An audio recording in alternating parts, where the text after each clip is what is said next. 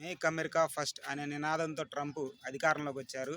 ఆయన చెబుతున్నది ఏంటంటే అమెరికాలో ఉంటూ పన్ను కడుతున్న ప్రతి ఒక్క పౌరుడికి ఆయన ఒక శుభవార్త చెప్పారు. అదేంటంటే అమెరికాలో ఉన్నటువంటి పౌరుల మీద పన్నుని తగ్గిస్తాము. అంతేకాకుండా ఎవరైతే ఇల్లీగల్గా వస్తూ ఉన్నారో వాళ్ళందరినీ వెనక్కి పంపిస్తున్నారు.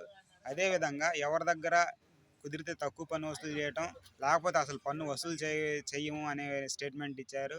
మరి ఆర్థిక వ్యవస్థ దెబ్బతింటుంది కదా అనుకుంటే అమెరికాతో ఎవరైతే వ్యాపార సంబంధాలు ఇవన్నీ కలిగి ఉన్న దేశాలన్నీ ఉంటాయి కదా, వాటికి టారిఫ్లు అంటే పన్నులు అధికంగా పెంచడం, ట్రేడ్ మీద ఎక్కువ భారాన్ని వేయాలని ఆయన యొక్క ఉద్దేశం.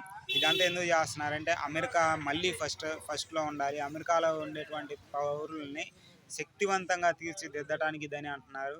ఒకవేళ ఈ ప్లాన్లో కనుక మిగతా దేశాలన్నీ కనుక కట్టుకొని కనుక ఒకే తాటి మీద నిలబడితే అమెరికాకి ఇబ్బందులు తప్పవు.